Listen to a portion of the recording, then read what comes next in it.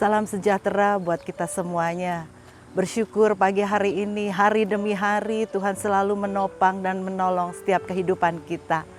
Sebelum memasuki hari yang baru, biarlah kita bersama merenungkan kebenaran firman Allah yang saya ambil di dalam Markus 10 ayat yang ke-49.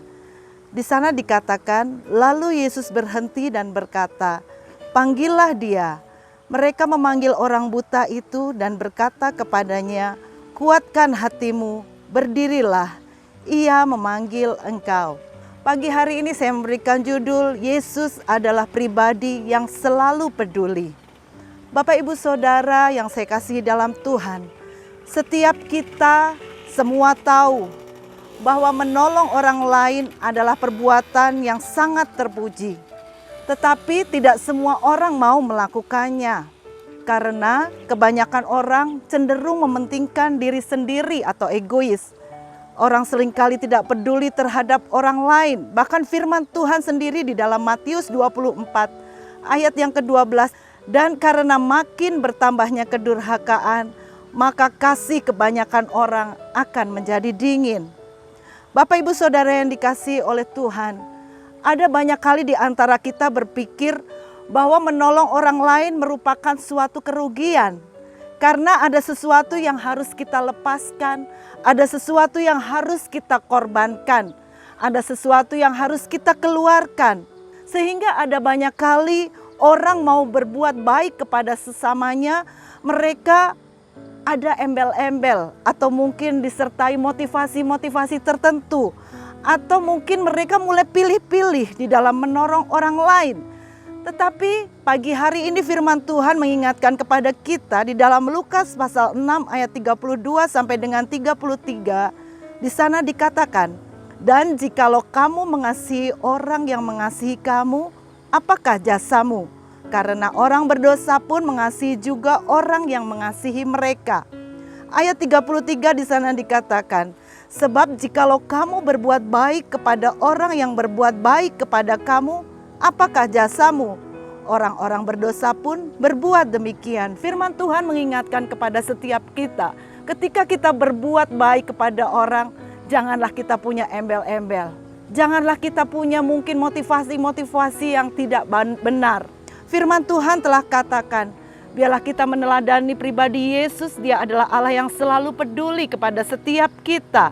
Kalau kita melihat pagi hari ini di dalam pelayanannya, Yesus suatu ketika dia sampai di sebuah kota yaitu Yeriko. Di sana dia bertemu dengan seorang pengemis buta yang kita kenal yaitu Bartimius. Bartimius dia di dalam kata bahasa Aram yaitu bar yang artinya anak lelaki. Dan kata dari bahasa Yunani yaitu Timaios yang berarti terhormat. Kita tahu kisah Bartimius ini. Bartimius ini dia tahu di mana Yesus seringkali melakukan banyak mujizat.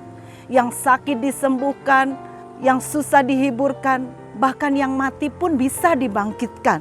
Sekalipun Bartimius buta sejak lahir, tetapi dia percaya ketika dia berjumpa dengan Yesus, akan ada sesuatu yang Yesus kerjakan di dalam kehidupannya. Karena itu begitu dia mendengar, ketika Bartimius mendengar bahwa Yesus dia berjalan di kota Yeriko, dia melintasi kota Yeriko, maka Bartimius tidak menyia-nyiakan kesempatan emas itu. Dia katakan di dalam ayat yang ke-47, dia berkata, "Yesus anak Daud, kasihanilah aku." Mungkin orang-orang di sekitar itu ada banyak yang tidak memperdulikan Bartimius. Bahkan murid-murid mereka melarang untuk Bartimius mendekati Yesus. Tetapi Bartimius tidak menghiraukannya. Dia tetap berteriak, "Yesus anak Daud, kasihanilah aku." Bapak Ibu Saudara, di sini kita melihat Bartimius dia tidak menyerah. Dia terus berteriak. Dia terus berteriak lebih keras lagi sampai Yesus mendengar. Dan di sini ada pepatah katakan bahwa kerja keras tidak akan mengkhianati hasil. Usaha Bartimius pun tidak sia-sia.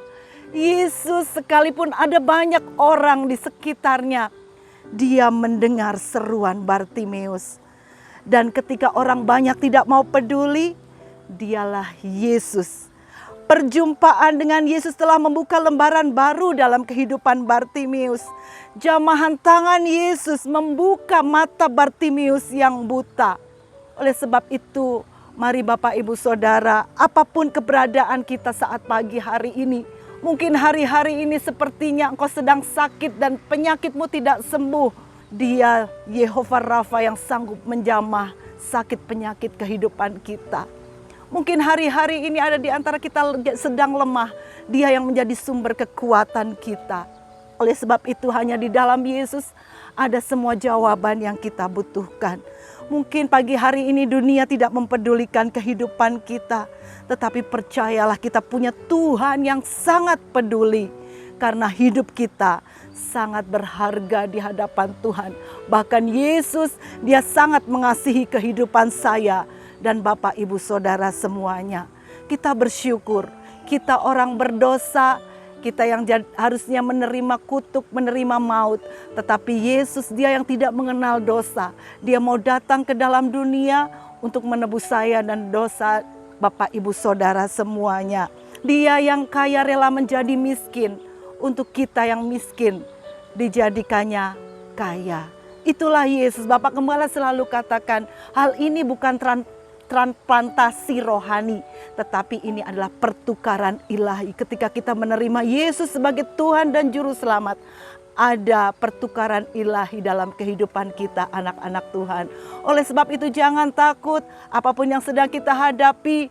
Dia Allah, dia Yesus yang selalu peduli terhadap kehidupan setiap kita, anak-anaknya yang tetap mau percaya dan berharap kepada Tuhan. Puji Tuhan, sekian firman Tuhan, bersama kita akan berdoa.